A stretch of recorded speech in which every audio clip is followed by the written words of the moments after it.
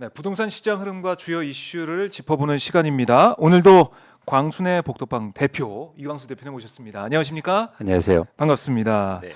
자, 저희가 뭐 매주 요즘마다 계속 하는 말이 집값 계속 오르고 있네요. 이 말인데 또 올랐죠? 이게 매주마다 나오는 통계인데 계속 오르고 있습니다. 그렇습니다. 지수 네. 가격 뭐 매매 지수 가격 변동률이라고 발표하는데요. 아. 뭐 그건 계속 오르고 있고요. 네. 지난주에는 무려 서울이 0.28%를 기록해서 야, 거의 뭐 한 2018년도 이후로 최대 상승을 기록했습니다. 네. 이렇게 말씀드리면 막 집값이 엄청 폭등하고 있는 것으로 나타나는데요. 사실 그렇지는 않습니다. 그 일부 지역에 국한돼 있고요. 네. 일부 지역도 그동안 최고가 수준으로 오른 거예요. 뭐 최고가 수준에서 더 오른 건 아니고 이제 최고가 수준. 그러니까 그 말은 예전에 급등기에 있었던 그 가격 정도로 지금 올라와 있다. 이런 가장 건가요? 많이 오른 게 아하. 지금. 그래서 뭐 계속 오르고 있다. 전고점을 폭등하고 있다. 뚫고 막 올라가고 있다 이런 건 아니다. 그렇습니다. 그리고 뭐 대부분의 아파트들이 지금 그 예를 들어서 전고점 대비해서 낮은 수준이어서 물론 오르고 있는 그런 상황이지 오르고 있는 하지만 건 이렇게 맞다. 반응하는 거하고는 좀 시장 상황은 좀 다르죠. 거래가 네. 안 되는 지역도 많고요.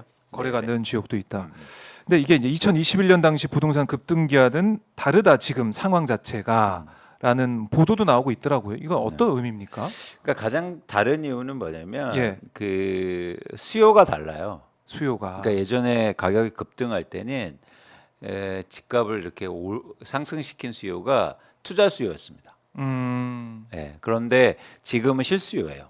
네. 그러니까 실수요와 투자 수요의 가장 큰 다른 점은 두 가지가 차이가 있는데 투자 수요는 대출을 일으켜서 사지 못합니다.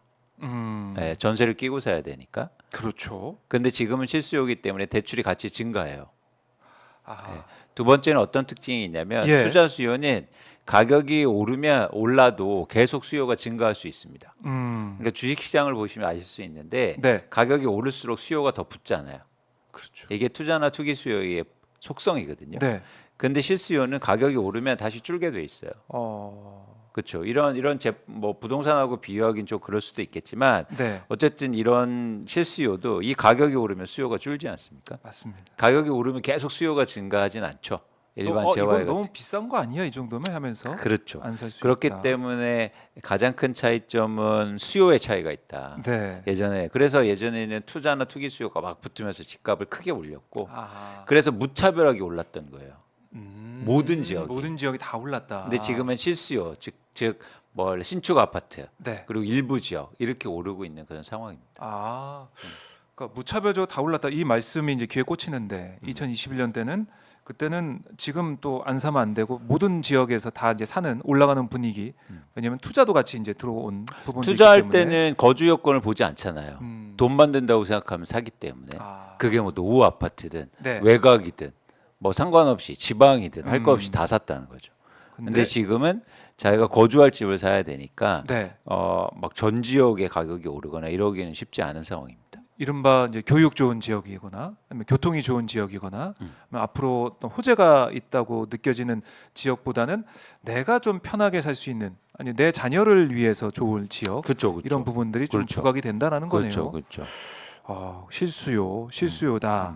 그리고 서울 아파트 청약 경쟁률도 많이 올랐다라고 하던데 현재 어떤 상황입니까? 이건 뭐 자연스러운 상황인데요. 예. 서울의 아파트, 특히 신축 아파트의 가격이 오르니까 음. 새롭게 분양하는 아파트들의 경쟁률도 증가하고 있는 상황이고요. 네. 일부 아파트들은 뭐 100대 1도 그렇게 넘어가고 있는 상황입니다. 그래서 뭐 이런 상황은 계속 반복돼서 예전에는 200대 300대 1이었기 때문에 그러니까 저희가 현상만 보면 뭐 엄청나게 지금 시장이 뭐랄까 과거처럼 급등하고 막 불안한 상황이다라고 생각하실 수 있는데 네. 지금 일부 지역이고 또 이런 신축 아파트는 좀 자연스러운 흐름이다 이렇게 보시면 좋으실 것 같습니다.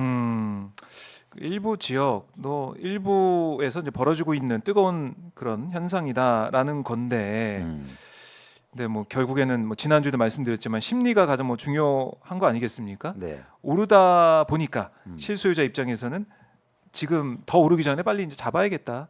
그래서 수요가 또 몰리니까 공급 대비 수요가 더 몰리는 그런 지역 일부 지역이 있다 보니까 그 지역은 더 이제 많이 올라서 그게 또 지수를 보면은 또 끌어올리는 역할을 하고 그걸 보면서 또 살까 말까 하시는 분들도 지금 안 사면 안 되겠다는 생각에서 또 찾아오고 음. 이게 계속해서 뭔가 추가가 되고 있다 이런 느낌이 들어요. 근데 한계가 있다는 거죠. 음. 뭐냐면 계속 말씀드리지만 지금 예를 들어서 돈을 갖고 네. 뭐 안타깝지만 지금 돈을 갖고 나 사야지 말아야지 이렇게 심리로 움직일 수 있는 사람들이 시장에 많지 않다는 거예요. 그것도 정해져 있다. 그러니까 뭐냐면 주식이라고 하면 모두 다 살 수 있죠. 대부분. 그러니까 네. 그 단위 금액이 크지 않습니까? 근데 지금 돈을 쌓아놓고 나 서울 아파트 사야지 이런 실수요자들이 얼마나 될까요? 다 대출로 하는 거죠. 대출뿐만 아니라 대출도 이제 일으킬 수가 없어요. 아. 왜냐하면 그러니까 소득이라든지 네. 아니면 기본적으로 대출 규제가 있기 때문에 음. 그게 뭐 무한정 대출 받을 수 없는 거기 때문에 그렇죠. 일종의 제가 계속 강조하지만 유효 수요라는 게 정해져 있다. 음. 그러니까 구매할 수 있는 능력을 갖고 있는 사람들이 네. 시장이 얼마나 되느냐 그런 차원에서는 아. 특히 서울 아파트가 막 우리가 생각하는 것처럼 대기 수요가 많아서 이게 시장이 조금만 움직이면 엄청난 사람들이 와서 사고 막 폭등시키고 이런 시장이 아니다. 그렇게 생각하시면 되고. 그걸 다시 한번 계속해서 곱씹어야 되는데 네. 하여튼 이 뉴스 보기가 참 힘들어요. 실소유자 입장에서. 그러니까 이게 아까도 이제 청약 시장을 얘기 드렸는데, 네. 그러니까 뉴스가 왜 이렇게 가냐면 가격이 오르면 어디하고 연결되냐면 건설사들이 아파트가 잘 팔립니다. 그러니까 이게 흥미로운 지점이 있어요. 왜냐하면 건설사들은 유통시장에서 아파트를 갖고 있지 않아요. 그러면은 아니 새로 공급만 하잖아요. 그래서 내가 갖고 예를 있지 들어서 않네요. 그렇죠. 예를 들어서 뭐 대형 건설사, 현대건설, GS건설, 대림산업 이런 데가 뭐 DL로 이름 바뀌었지만 네. 그런 대형 건설사가 강남의 아파트를 엄청 갖고 있어요. 음. 근데 그러면 강남 아파트 가격이 오르면 건설사가 좋죠. 그렇죠. 그렇죠. 네. 그런데 잘 보세요. 건설사는 아파트를 갖고 있지 않아요. 오히려 빨리빨리 팔아야죠. 계속 갖고 있으면 안 되는 거죠. 그쵸, 쌓이면 안 그쵸. 되죠. 쌓이면 안 되죠. 쌓이면 그게 미분양이니까. 네, 미분양이죠. 그래서 팔아서 쉽게 말해서 유통시장에서 네. 돌아다니는 가격이 어떻게 되든 본질적으로 상관없어요. 상관없잖아요. 그렇네 건설사. 근데 왜 입장에서는. 건설사들이 유통시장에서 가격이 오르길 원할까요? 청약. 그렇죠. 청약? 새로운 아파트를 내가 팔아야 되는데 예. 기존의 유통시장의 가격이 오르고 막 좋다고 해야 새 아파트 가격도 오르고 내가 잘 팔릴 수 있으니까. 그래서 예를 들어서 건설사가 갖고 있는 언론들이나 이래서 계속 유통시장 얘기를 하는 거예요. 그게 또 연결이 돼 있네요. 그런데 여기서 큰 장점이 있단 말이죠. 어떤 네. 거냐면 유통시장에는 쉽게 말해서 돈을 다 주고 사야 됩니다. 한 번에. 그렇죠? 근데 분양을 받으면 계약금 내고 중도금 내고 이렇게 순차적으로 자금을 내요. 네. 그렇죠? 맞아요. 그래서 팔기가 되게 쉬워요. 특히 무주택자들한테. 아하. 그러니까 유통시장에서 가격이 막 오른다고 그러면 당장 내가 돈이 없는 사람들은 무주택자들은 어디로 갈까요? 청약으로. 분양시장으로 가죠. 그래서 지금 청약시장이 뜨거운 거예요. 하하. 그런데 여기에서 큰 문제가 생기고 있어요. 네. 뭐냐면 그렇게 해서 계약을 했고 분양을 받았는데 나중에 잔금을 못 내요. 그럼 어떻게 됩니까? 그러면 그냥 날리는 계약 거니까? 취소가 되는 거예요. 그래서 지금 더 문제거든요. 분양한 다음에 미계약분이 증가하고 있다고요. 아하. 그리고 입주가 못하는. 그거는 어떻습니까? 건설사 입장에서도 이거는 피해야 되는 상황이잖아요. 아니 미분양보단 좋으니까. 미분양보다는. 그리고 나중에 계약 취소라도 계약금은 받을 수 있잖아요. 어쨌든 계약은 시켜야 된다. 그렇죠. 나중에 어떻게 되든 간에 그런 그러니까. 입장이고. 그러니까 이게 유통시장과 예. 청약시장의 영향에 대해서 이해하시면 왜 건설사들이 이 집값이 계속 오르는 걸 좋아하느냐를 이해할 수 있는 거죠. 그렇네요. 그리고 또 하나는 뭐냐면 네. 개인적 입장에서도 이 분양 아파트를 받으면 일단 중도금이나 이걸 대출 받을 때는 대출 규제를 안 받거든요. 그리고 또 하나 그래서 정부는 이 건설사들의 아파트, 분양 아파트를 잘 팔기 위해서 이런 상황 속에서 잘 팔리지 않으니까 잘 팔기 위해서 뭐냐면 분양권 전매를 풀어줘요. 그래서 계속 유통하게 시켜줘요. 쉽게 말해서 내가 처음에 100대 1로 청약을 받아요. 돈이 없더라도 네. 계약금만 내고 그다음에 중도금은 대출 받아 버텨. 그러다가 어느 시장이 좋아지면 분양가가 올라가잖아요. 올라가죠. 그럼 남나 팔아. 남는 장사네요. 예. 그러니까는 지금 청약이 안 좋을 수밖에 없는 좋을 수밖에 없는 거예요. 거니까. 그러니까 뭐냐면 이게 전매가 되니까. 그러니까 이 한국의 부동산 시장이 피라미드 구조 형태를 갖고 있어요. 예. 계속 떠넘기는 상황. 폭탄 돌리기식으로 계속 이제 떠넘길 수 있는. 예. 근데 이게 이제는 경고가 나올 수밖에 없는 이유가 네. 언제까지 지속될 수 있냐는 거죠. 계속 빚으로 쌓아 올려야 되는데 그래서 한국의 가계 부채가 계속 증가한 겁니다. 이걸 받아줘야 되니까. 누군가 빚을 내서 받아줘야 되니까 빚은 계속 늘어난다. 예. 그런데 만약에 예. 그러니까 빚이라는 건 계속 증가할 수가 없어요. 그렇잖아요. 그렇죠. 왜냐하면 두 가지가 문제가 있는데 첫 번째는 빚이 증가할수록 신용도가 낮은 사람한테 빚을 줘야 돼요. 계속 찾아야 되니까. 그렇죠. 빚낼 사람. 새로운. 네. 그러면 예를 들어서 디폴트 리스크, 즉 연체 리스크가 커지는 거죠. 네. 부도 리스크도 커지고 개인 채무, 뭐 채권 같은 게. 그럼 어떻게 됩니까? 결국에는 신용 리스크로 확대될 수 있거든요. 그게 사실은 본질은 서브프라임이거든요. 네. 그렇네요. 금융위기까지 갔었던. 예. 두 번째는 어떤 문제가 있냐면 세대가 계속 대출을 받아두면 됩니다. 새로운 세대가. 새로운 세대가. 그래서 지금 신생아 대출이 나오는 거죠. 네.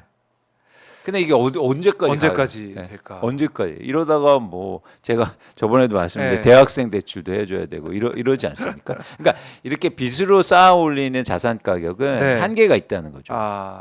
그래서 점점 더 최근에 가계부채 증가라든가 이런 문제에 대해서 네. 저희가 관심 있게 봐야 된다. 그런데 저희가 얘기했듯이 뭐 DSR 규제도 그렇게 잘 시장에서 적용이 안 될 뿐만 아니라 네. 가계부채에 대해서 되게 방만하게 운영하고 있단 말이에요. 그러니까 이게 왜 이러냐면 가계부채 권리감독 자체를 느슨할 뿐만 아니라 지금 은행들이 엄청나게 돈을 벌려고 하기 때문입니다.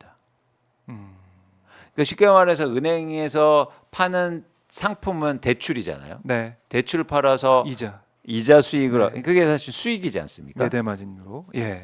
그런데 은행 입장에서는 가장 손쉬운 상품, 제품은요 가계대출이고 주택담보대출이에요. 뭐 막말로 이제 이게 만약에 떼일 염려도 없는 것이고. 그렇죠. 주택이 있으니까. 네. 그리고 정부에서도 어느 정도 예. 이런 문제에 대해서 계속 보호해주고 건설 분야는 또 하나는 뭐냐면 말씀드렸듯이 상대적으로 디폴트 즉 네. 연체 비율이 적기 때문에 굉장히 안전한 상품이죠. 그러니까 계속 팔고 싶어하는 유인이 있어요.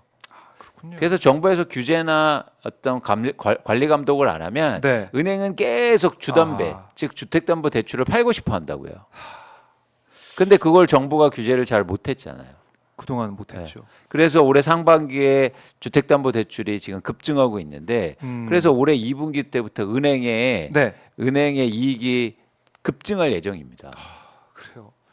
근데 이거 뭐 다른 얘기지만 은행 이 지주사의 또 주식을 외국인들이 많이 갖고 있지 않습니까? 그렇죠. 그 배당으로 또 외국인들한테 그렇죠. 과실이 또 나가는 것이고. 그렇죠.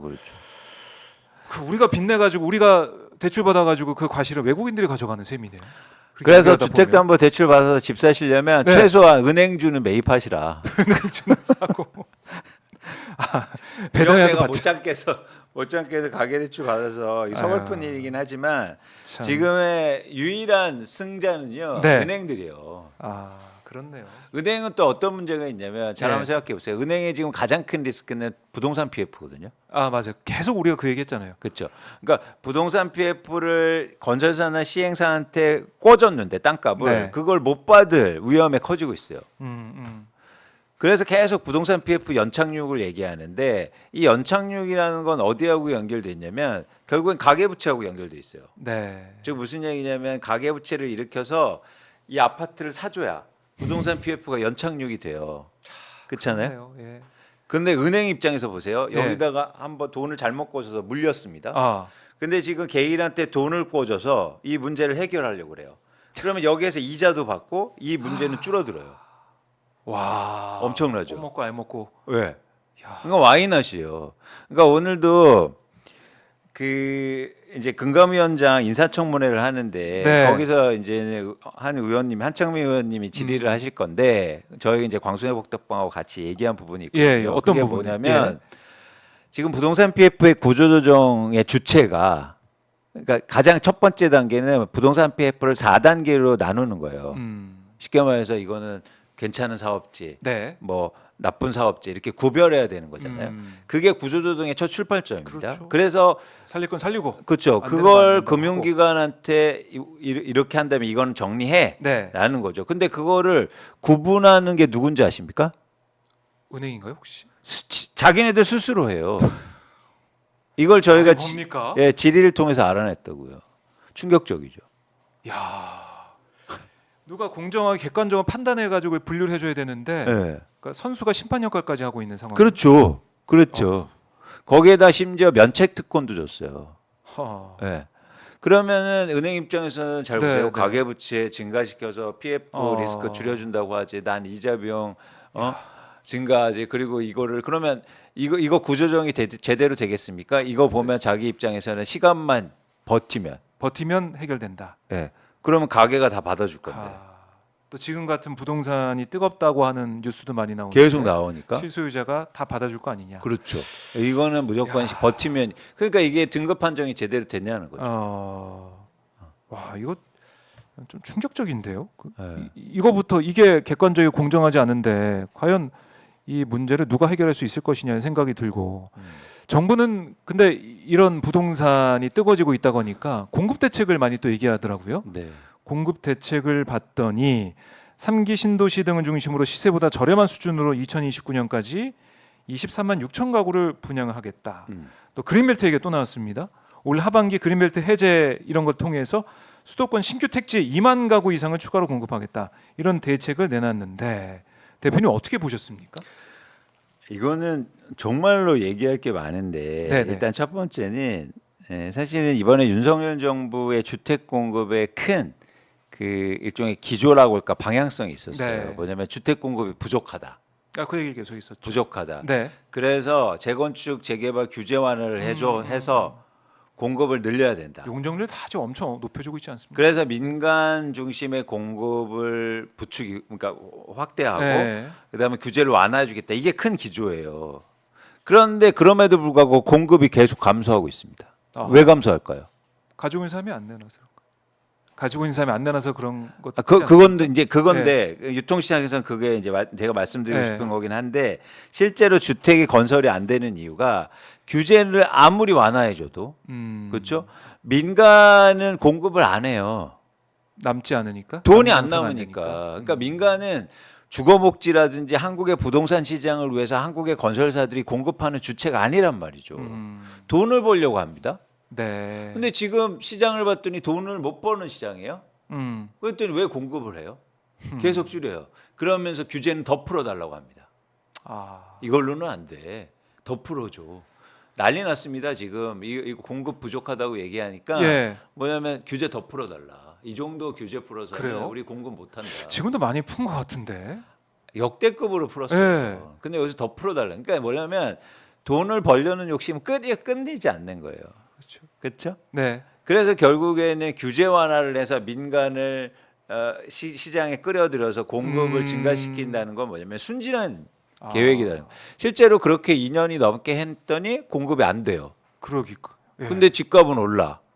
근데 계속 공급 부족이 집값 올리는 유일한 이유라는 거에 트랙에 받쳐 있으니까 그럼 공급 어떻게 늘리지? 할 수 있는 게 두 가지밖에 없어요. 신도시하고 네. 그린벨트입니다. 이건 모든 정권의 공통된 측면이거든요. 그동안 항상 나왔던 게 사실은 그린벨트 풀어서 하거나 그 신도시 어디다 만든다. 그러니까 3기 신도시도 사실은 공급 부족하다고 하니까 그쵸. 나왔던 아이디어 아니겠습니까? 그러니까 뭐냐면 이 3기 그러니까 또 하나는 뭐냐면 예. 이 정부가 결국에는 계속 공급이 부족하다고 하다가 이번에 또 말을 바꾸는데 공급이 충분하다고 얘기합니다. 뭐 그것도 무슨 얘기예요? 그러니까 실제로 보면 공급이 충분하다. 그리고 앞으로 공급이 많다라는 얘기를 하거든요. 이게 논리적으로 모순이 일어나요. 네. 이게 되게 어려운 게 윤석열 정부의 부동산 정책에 대해서 얘기하기 되게 어려운 게 있어요. 뭐냐면 네. 이게 논리에 안 맞기 때문에 대응이 힘들어요. 아무 말 대잔치 하니까 어떤 말에다가 어떤 중점을 두고 대응해야 될지 모르겠다. 그러니까 제가 갑자기 아노미에 빠집니다. 이게 제가 뭐 어떻게 대응해야지 이런 상황에 대해서 공급 부족 때문에 집값이 오른다고 해서 민간을 풀어줬는데 지금 집값이 오르니까 공급 많습니다. 이 얘기를 하고 있거든요. 그러면 공급 앞뒤가 안 많으니까 그러면 네. 민간은 규제해야겠네. 이런 연결선상이 되는 거잖아요. 그렇죠. 그러니까 이게 대응이 안 돼요. 그렇기 때문에 지금 시장에 되게 불확실성을 가중시키는 거죠. 어쨌든 중요한 건 뭐냐면 네. 말씀드리고 싶은 거는 예를 들어서 우리가 집값이 막 오르고 이러면 사람들은 흔히들 언론이라든지 전문가 심지어 정부도 네. 공급 부족 얘기를 한다는 얘기죠. 항상 나오는 게 공급이에요. 집이 그죠? 부족하다. 그죠? 네. 장기적으로는 그럴 수 있죠. 그런데 저희가 단기적으로 이렇게 집값이 변동되는 건 결국 수요의 문제거든요. 수요. 예. 수요가 움직이느냐, 움직이지 않느냐. 지금도 제가 집값 오르는 이유를 실수요의 굉장히 네. 빠른 증가라고 말씀드렸죠. 맞아요. 그러니까 실수요가 그럼 왜 지금 집을 사고 있느냐 두 가지 때문이거든요. 하나는 뭐냐면 금리나 기대감을 갖고 있고 그래서 대부분 대출을 일으키기 때문에 빨리 집을 사야겠다 마음이 네. 커지고 있고 두 번째는 정부가 그동안 규제 완화를 대폭적으로 해주니까 불안감이 커지는 거예요. 아, 집값 급등하는 거 아니야? 그럼 지금이라도 빨리? 심리 문제. 그러니까 사실은 지금 정부가 해야 될 일은 이런 수요를 진정시키는. 수요를 진정시키는. 네. 예. 그래서 공급한다는 거 아니에요? 아니 근데 핵심은 뭐냐면 그러니까 이게 연결선상이 있어야죠. 뭐냐면 공급 부족이 수요를 부추긴 게 아니라 아하. 규제 완화가 수요를 아하. 부추겼다고 제가 말씀드렸잖아요. 아, 그걸 전제로 해서. 네. 그러면 규제가 그동안 했던 거를 좀 걷어들이고 대출 규제라든가 이런 부분에 대해서 이렇게 하면 그렇네요. 그렇죠. 인과관계를 파악했으니까 그 원인에 대한 제어가 들어가야 되잖아요. 공급 부족 때문이 아니고 규제를 풀어서 공급이 심리가 일부 공급이 막 부족할 때는 불안감이 있긴 했지만 그게 주 요인은 아니라는 거죠. 대출이 또 어떻게 쉬워지고 그쵸. 대출을 할 수 있고 금리도 낮아진다고 하니까 그렇죠. 이때가 기회다. 불안감이죠. 불안감. 그래서 그런 불안감을 없애주기 위해서는 그 근본적인 원인 자체를 제어해야 되는데 네. 엉뚱한 얘기를 하니까 그러니까 사람들은 난 그것 때문에 집 사는 거 아닌데? 난 금리 인하가 되고 막 정부가 규제 완화해서 집값이 맞아요. 급등할 것 같아서 그럼 차라리 지금이라도 집 사겠다 대출해 줄 때라고 해서 집을 사는 건데 이게 대출이 만약에 안 된다 그러면 실수요자가 집을 살 수 있는 방도가 없잖아요. 도리가 없잖아요. 그렇죠. 사실은. 그렇죠. 근데 대출을 딱 하러 갔더니 은행에서는 친절하게 대출해 준다. 대출해 준다고. 또 지금 금리가 떨어지니까 내려갈 그런 시점이니까 변동금리 하시면 좋아요. 딱 얘기도 해주고 부담 안 된다는 얘기도 계속 해주고 하니까 그래 이번에 지르자라는 분들이 많다. 그러니까 우리가 네. 이게 정부나 정책의 목적에 대해서 좀 얘기할 필요가 있는데 이렇게 막 집을 결국에는 대출 없이는 못 사잖아요. 네. 그런데 결국에는 단기적으로 집값을 변동시키는 건 수요인데 막 이렇게 무주택자들이 막 와서 대출 좀 해주세요라고 해도 그러니까 요청할 때 네. 그러면 대출을 많이 해주는 게 과연 좋은 건지 아니면 대출을 안정적이나 잘 규제한 다음에 네. 그 다음에 순차적으로 집의 주택 공급을 꾸준하게 늘려서 안정감을 주고 나중에 집을 사셔도 돼요. 라고 얘기하는 게 사실 맞는 건지 이건 고민할 필요가 고민을 있다는 해봐야겠네요. 겁니다. 일단 뭐 무턱대고 이제 공급만 늘린다라고 해서는 해결된 문제가 아니고 그렇죠. 당장 문제 제도적으로 풀어준 것들을 정책적으로 어떻게 할 거냐 정부가 고민을 해봐야 되고 이것도 뭐 철학적인 문제일 수도 있는데 그 좀 봐야 되는 것이고 사실은 주식 그러니까 이 펀드나 ETF나 이런 쪽을 보면은 연금저축을 통해서 퇴직연금을 통해서 투자할 수 있는 장기간 투자할 수 있는 방안을 만들어놨지 않습니까? 네. 세제 혜택을 주면서 어떻게 보면 정부가 장기적으로 노후에 불안감이 없게 세제 혜택까지 주면서 장기 투자하세요 이렇게 하는 부분이 있잖아요. 근데 부동산은 지금 안 사면 큰일 날 것 같은 이 심리를 누르기 위해서 아니면 그 심리를 조금 완화시키기 위한 또 대책을 장기적인 대책을 내놓으면 좋을 텐데 그건 또 오히려 부동산 시장에서 그런 건 또 안 보인단 말이죠. 그러니까 뭐냐면 사람들은 이제 네. 본질을 알기 때문이에요. 뭐냐면 3개 신도시 아모레 얘기하고 신도시 얘기하고 그린벨트 얘기해도 집값 오르더라. 그거 그지? 해봤자 그동안 계속 경험했지 공급 않습니까? 얘기. 그렇지 뭐 않습니까? 사실 3기 전이 2기 신도시도 있었고 그전 1기 신도시도 있었고 사실. 그러니까 그거는 나왔던 진짜 방안이죠. 이유가 아니라는 걸 네. 시장 참여자들은 알고 있는 거예요. 그러니까 이걸 계속 이 얘기를 반복해서는 네. 해결책은 아니다. 아 네. 정부에다가 이런 의견도 좀 주고 계십니까? 어떻습니까? 대표님. 방송 보면 되나요? 대표님 방송 보면은. 아니 근데 알 뭐 텐데. 제 말을 안 들으려고 하겠죠. 예. 그래요. 예. 그럼 뭐 전반적으로 과열은 아니다 이렇게 해가면서 공급 늘린다 이런 얘기하고 있으니까 음. 앞뒤가 안 맞는 모습이고 참 여기에 대해서 대처하기가 좀 어렵다. 우리 일반인들, 우리 시민들 입장에서는 참 버티기 어렵다. 심리 컨트롤하기 그렇습니다. 어렵다 이런 생각할 수밖에 그래서 없습니다. 지금 우리나라가 네. 각자 도생으로 가서 너무 안타까워요. 각자 도생으로 예, 갔다. 그러니까 뭐 경제적 약자라든가 네. 이런 분들한테 음, 사실은 어떤 그 배려도 해주고 사회적인 시스템이 네. 맞춰줘야 되고 변화가 이루어져야 되지 않습니까? 음. 그게 정책과 정치의 흐름이잖아요. 네. 그러니까 뭐 이렇게 부자들한테는 사실 정치가 큰 의미가 있을까요? 아, 그렇지 않습니까? 그래요. 그런데 지금 우리나라가 점점 더 네. 그래서 중서민들이나 무주택자들이 살기 어려운 사회로 음. 가니까 그러면 그냥 각자 도생해서 네. 대출 받아서 빨리 집이나 사자 각자 이렇게 도생. 가는 거죠. 그런 기조도 각자 도생 이제 분위기이기 때문에 부동산에 영향 받는다. 그렇죠. 그렇게 볼 수도 있겠네요. 그렇죠. 그래서 이제 안타까운 거죠. 음. 어. 자, 근데 사실은 우리가 이제 문재인 정부 때 느꼈던 박탈감 그걸 다시 느끼지 않기 위해서 뭐 사람이라고 하면 인간이라고 하면은 고통을 회피하는 그 본능이 있는 거 아니겠습니까? 그때 집을 못 사서 집값이 오르는 걸 봤던 실소유자들 그때 느꼈던 박탈감을 다시 느끼지 않기 위해서 이번에는 내가 산다. 이번 기회는 산다. 이런 생각을 좀 많이 할 것 같아서. 그러니까 그런 생각을 한번 잘 생각해 보시면 네. 최근 1년 전에 집값이 폭락했어요. 그러니까 그런 마음들이 막 증폭되고 수요가 폭증한 다음에 집값이 폭락했거든요.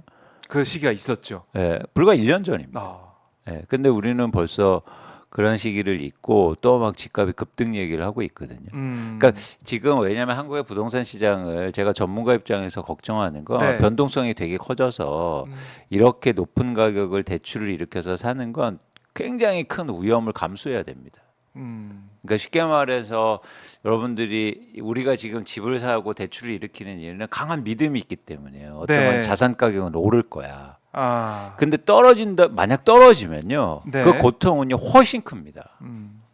떨어지면 예, 예. 예. 이자는 내야 되고 원금도 내야 되고 처분도 안 되고 팔리지도 않고 사실 이런 경우를 생각해 보면 사실 굉장히 충격이 크거든요. 네. 물론 집이 없을 때 집값이 오르는 고통도 크지만 그래서 여러분들이 이런 시기를 잘 한번 보실 필요가 있고 네. 제가 솔직히 말씀드리면 이런 얘기를 또 드리고 싶어요. 예를 들면 집값이 떨어졌을 때는 왜 집을 안 사셨습니까? 그럼? 네. 그러니까 그게 왜 이 말씀을 드리냐면 시장이 항상 변동될 수 있다는 거를 감안하셔야 된다. 뭐 사이클이 있다 이렇게 봐야 됩니까? 그렇죠. 그리고 지금 상황은 워낙 불확실성이 크기 때문에 네. 주의해야 될 시점이다. 음, 그러니까 항상 이게 저는 이제 주식시장도 분석하고 부동산도 보지만 네.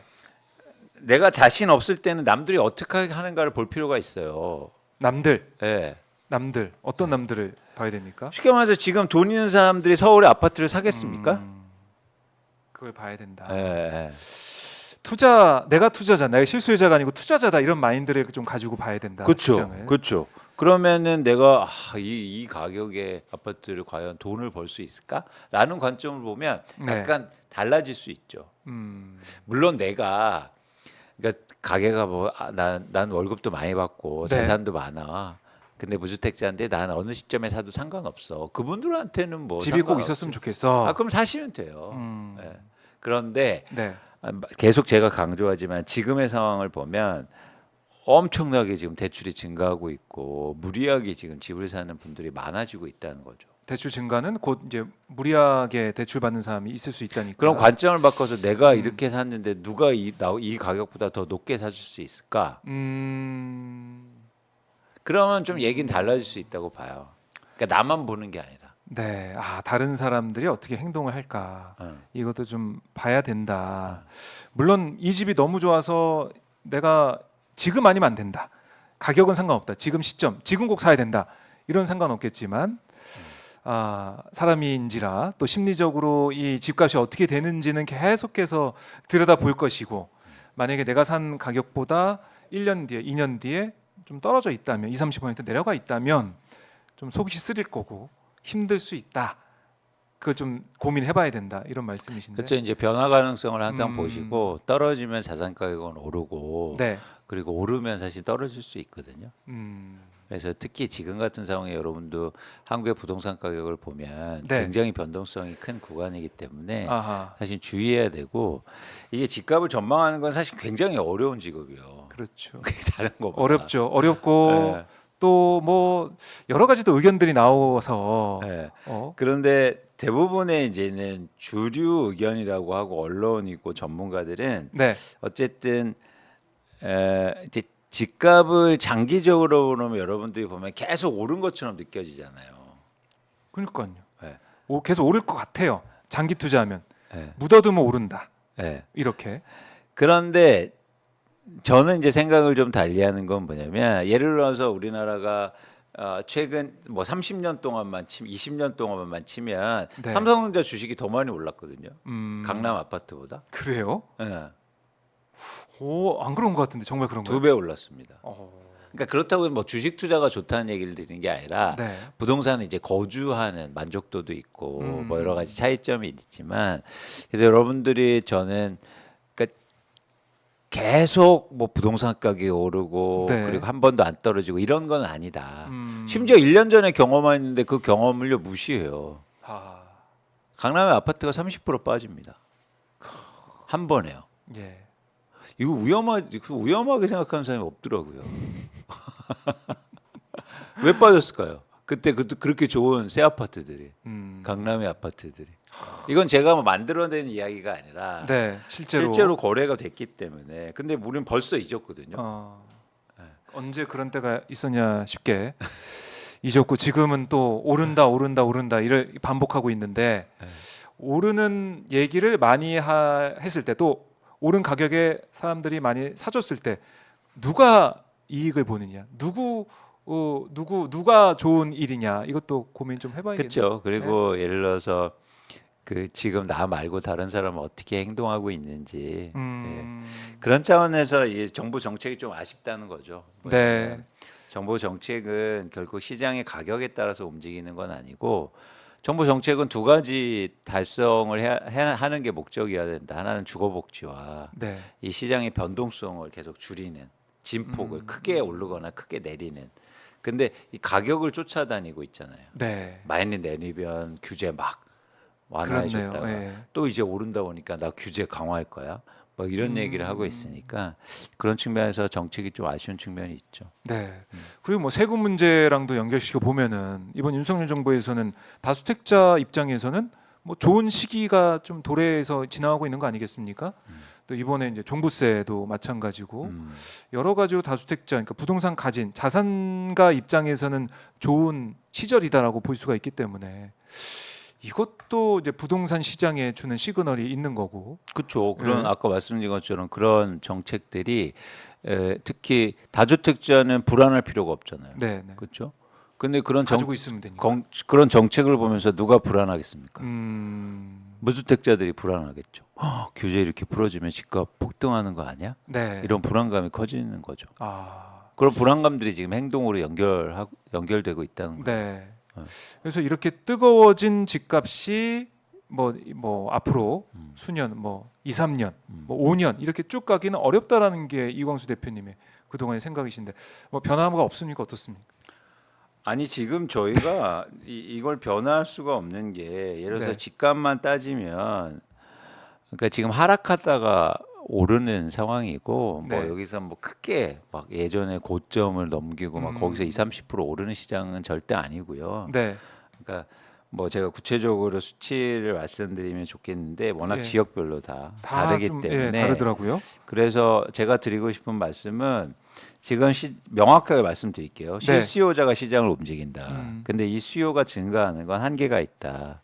그래서 하반기 때부터 첫 번째 신호는 뭐냐면 거래량이 감소하기 시작할 거예요. 다시. 왜냐하면 살 사람이 시장에 없으니까. 그런데 지금 매도 물량은 줄지 않고 있거든요. 집을 갖고 있는 사람들이 파는. 그러면은 실수요는 줄어들고 즉 수요는 감소하고 공급 즉 집값을 결정하는 공급인 매도 물량은 계속 증가하면 매도 물량. 사실은 가격 하락은 내년부터 다시 커질 가능성이 좀 높아 보입니다. 예, 예. 그럼 진짜 반짝하는 거네요. 반짝 상승이네요. 어떻게 보면. 이런 경우가 2009년도에도 똑같이 있었어요. 네. 2009년도에도 7, 8개월 동안 집값이 오르다가 음. 그 뒤로 2010년부터 2013년까지 무려 4년간 집값이 빠져요. 맞아요. 예, 그러니까 전 이 상황하고 똑같이 보고 이때하고도 여러 가지 정황도 아주 유사하게 나타나고 있거든요. 그러니까 제가 이 말씀을 드리는 이유가 네. 사람들은 10년 동안 그리고 20년 동안 하나도 바뀌지 않았어요. AI 시대이긴 하지만 똑같이 사람들은- 집값이 떨어지면 안 사고 집값이 네. 오르면 사고요. 신기하더라고요. 예, 예. 지난해. 그리고 또 예. 무주택자들은 불안해서 집을 사고 맞아요. 투자자들은 돈을 벌려고 사고 사실 이런 건 10년이나 20년 전이나 30년 전이나 똑같아요. 그러니까 사실 주식도 마찬가지지만 쌀 때 사야 남는 게 있으니까 음. 투자자 입장에서는 가격을 중요하게 보는데 그렇죠. 예를 들어서 투자자한테 예. 내가 저기 대출 금리 싸게 해줄게 하면 살 것 같으세요? 신용대출 좀 싸게 팍팍 해줄게 주식 좀 사. 안 사죠. 안 사죠. 그렇게 한다. 주가가 오를 때 살 거 아닙니까? 주가가 오를 때라면 내가 네, 아무리 예를 들어서 엄청나게 고금리여도 대출 받아서 그렇죠. 확실한 거 예, 있으면 예, 투자하잖아요. 이게 이게 투자자 마음이에요. 음. 그렇죠. 그런데 반대로 실수요자들은 어떻게 하냐면 네. 가격을 보는 게 아니라 대출을 봐요. 아. 나 대출 금리 조금 싸졌어. 그럼 내 집 마련해야겠다. 그것도 참 합리적이지 않네요. 이렇게 말씀 들어보니까 대출 금리 인하한다고 살 때다 이렇게 하는 근데 참 판단. 이게 안 바뀌더라고요. 아무리 얘기해도 안 바뀌어요. 사람은 변하지 않는. 그렇기 때문에 지금 2009년하고 똑같은 현상이 나타나요. 근데 예측을 사실은 지금 우리 대표님께서 거의 확실하게 좀 확신감을 갖고 확정적으로 해주고 계시잖아요. 네. 나중에 이게 또 빗나가면은 아니 그거는 뭐 예측하는 사람의 숙명이죠. 승명이다. 그러니까 틀릴 걸 무서워서 예측을 아. 안 하진 않습니다. 그렇네요. 예, 근데 많은 사람들이나 그걸 두려워하죠. 네, 맞아요. 예, 근데 저는 미래를 예측하고 전망하고 시장을 네. 전망하는 애널리스트고 사실 그게 저희 숙명 같은 거거든요. 제가 틀리면 감대하는 거고 예. 예를 들어서 그렇다고 해서 제가 틀릴 걸 무서워서 주장을 안 한다. 음. 예를 들어서 예측을 안 한다. 그러면 저는 제 일을 하지 않는 겁니다. 여러 가지 데이터와 상황들을 종합해 볼 때 앞으로 미래, 가까운 미래가 이렇게 될 것이다, 변화할 것이다 하는 예측. 이광수 대표님이 지금 계속 가지고 있는 숙명이다. 근데 지금 말씀을 들어보니까 사람의 심리가 변하지 않았다. 또 과거에 유사한 사례가 있었다라고 보면 앞으로 이제 집값이 뭐 뜨거워지고 뭐 계속 오른다라고 하고 있지만 이게 오래 가긴 어렵다라는 걸 말씀해 주셨어요. 그렇죠. 네. 여러분들은 이게 집값이 빠질 수도 있는 거야. 그래서 다시 한번 1년 전을 보시고 네. 또 하나는 뭐냐면 그런 마음들이 오히려 하락폭을 키울 수 있다는 거예요. 그러니까 시장의 확신과 그리고 그런 신화 같은 게 시장이 적용되면 네. 그게 가격에 포함되고 아하. 그게 무너지는 속도는 되게 크거든요. 그렇네요. 예. 그러니까 사람이 얼마나 이 무서운 거냐면 네. 그러니까 극과 극은 통하는 거예요. 그러니까 영원히 안 빠질 거야, 가격이 안 빠질 거야는 네. 사실 반대로 폭락을 의미하기도 해요. 미국의 부동산 가격이 그렇게 빠질 줄 누가 알았습니까? 그렇죠. 그렇죠? 예. 어. 이게 참 어렵습니다. 부동산이라는 게. 그래서 어려워요. 자산 시장은 뭐 주식이나 부동산이나 네. 유연하게 생각해야 되고 언제든지 바뀔 수 있다, 변할 수 있다는 걸 인정해야죠. 그게 사실 어렵긴 합니다. 네. 그래서 이제 두 가지죠. 하나는 시장을 예측하는 것도 중요하지만 이제 자신만의 기준을 가져가는 게 중요하겠죠. 그래서 나의 여건에 맞는 내 집 네. 마련을 원하시면 나의 여건에 맞는 그래서 난 이 정도 가격이면 내가 무리하지 않고 집을 살 수 있어. 그러면 그 가격을 계속 기다리고 변화를 읽고 그런 가격은 반드시 온다. 예, 예. 그러니까 이게 지금 가격에서 뭐 폭락해서 뭐 50% 빠지고 이런 건 없겠지만 쉽지 않겠지만 그렇죠. 예. 그 뭐 경제 위기가 와야 음. 그런 일이 있겠지만 우리가 지난해에도 봤듯이 20-30% 빠지는 가격들은 보였잖아요. 그렇죠? 그렇죠. 그런 때는 반드시 올 것이다.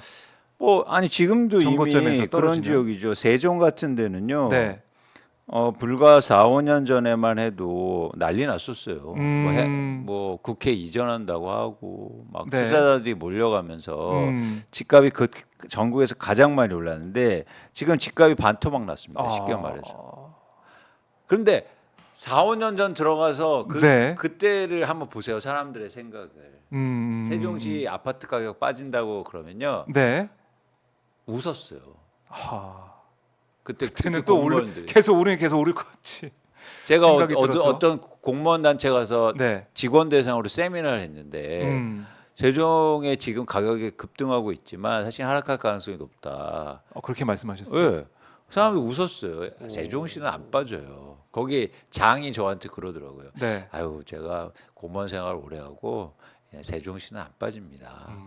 여기 이렇게 좋고 네. 공무원들 많고 지금 만나면 무슨 얘기를 할까요? 그분이?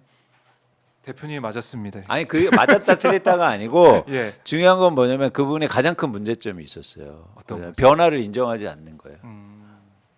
변화를 인정하지 않으니까 어떤 합리적인 추정과 네. 근거, 논거들을 받아들일 준비가 안 돼 있는 거예요. 변화를 인정하면 유연한 생각을 가지고 변화를 인정하면 아 있어야 그럴 수도 되는데. 있겠다는 최소한 생각을 가져야 되는데 네. 그러면 예를 들어서 집을 투자로 갖고 있었다면 집값이 20% 빠졌을 때 팔았겠지. 그렇죠. 근데 너무나 확신이 차 있기 때문에 예. 이게 안 되는 거예요. 아.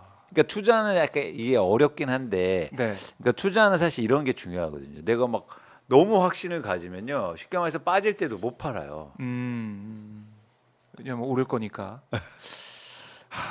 그리고 그거는 자신에 대한 부정이기 때문에 그런 의사결정에 대한 고통이 큽니다. 아하.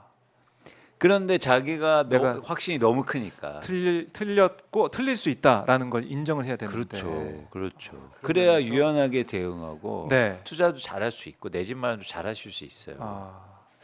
그러니까 유연한 마음을 가지고 이게 뭐 불변의 법칙이 있는 건 아니고 상황에 따라 모든 게 변하고 달라질 수 있다. 이 생각을 하면서 시장 상황을 지켜보고 뉴스를 체크하고 또 전문가들 말을 들어야 되는데 그게 아니고 오를 거야. 뭐 오를 거야. 오를 수밖에 없어. 이걸 믿고 그냥 신앙처럼 가면은 낭패를 볼 수가 있다. 그러니까 이 현상만 주목해서 그러는 거죠. 전망하지 않고. 그렇네요. 그러니까 이거는 경제나 자산 시장은 정치가 아니거든요. 네. 정치는 그냥 현상만 주목하고 제가 생각하기엔 그래요. 현상에 주목하고 여기서 개혁하고 변화하면 되는데 사실 전망이 예측하기 어려우니까. 그렇죠. 근데 그래서 과거나 현재 얘기를 많이 하잖아요. 너 뭐 했냐? 그리고 너 과거에 어떻게 살았냐? 그걸 통해서 투표하고. 맞아요. 그래서 어려운 부분이 있죠. 왜냐하면 과거를 그래서 현재나 과거를 잘 판단해야 네, 네. 왜곡 없이. 근데 자산 시장은 그렇지 않아요. 미래에 따라서 결정되잖아요. 지금은 뭐 사실은 경제도 그렇고. 지금 미래를 어떻게 예측할 수 있느냐, 잘 예측하느냐 그렇죠. 그게 중요한데 네.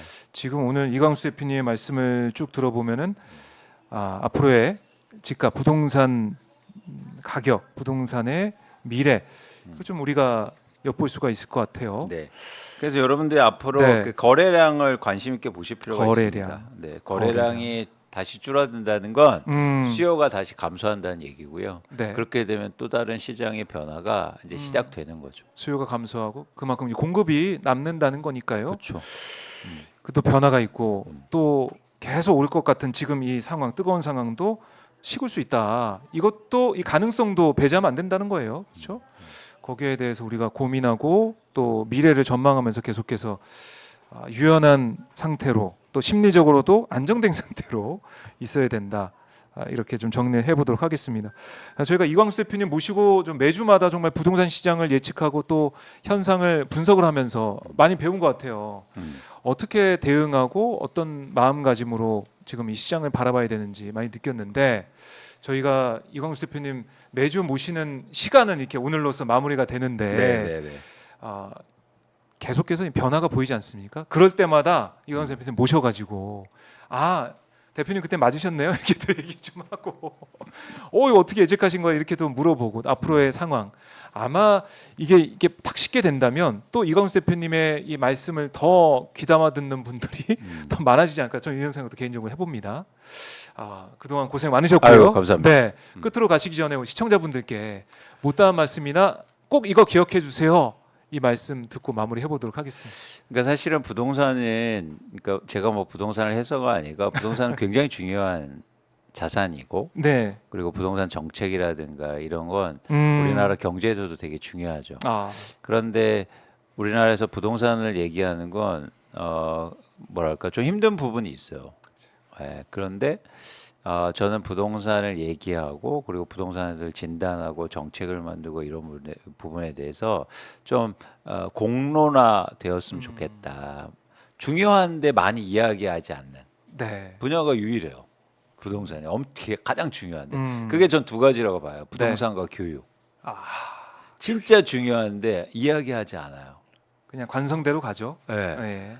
근데 그래서 역설적으로 더 변화가 필요하고 개혁이 필요한 분야인데 음. 그래서 좀 많은 분들이 부동산 얘기를 더 많이 하셨으면 좋겠습니다. 맞아요. 그래야 변화가 있고 개혁할 음. 수 있거든요. 아, 네. 그러니까 저는 예전하고 다르게 많은 분들이 정치 얘기를 하는 게 굉장히 네. 긍정적이에요. 어, 왜냐하면 많이 얘기를 해야 맞아요. 개혁하고 변화가 일어나잖아요. 음. 그것처럼 저는 많은 분들이 부동산에 대해서 더 관심을 갖고 네. 많이 이야기해줬으면 좋겠다. 네, 그런 바람을 마지막으로 드리고 싶습니다. 알겠습니다. 대표님 고생 많으셨고요. 허트나루님이 광수 대표님 화이팅, 정확한 데이터 응원합니다. 이렇게도 응원의 댓글을 주고 계시네요. 고생 많으셨고요. 다음에 또 저희가 모시겠습니다. 고맙습니다. 고맙습니다.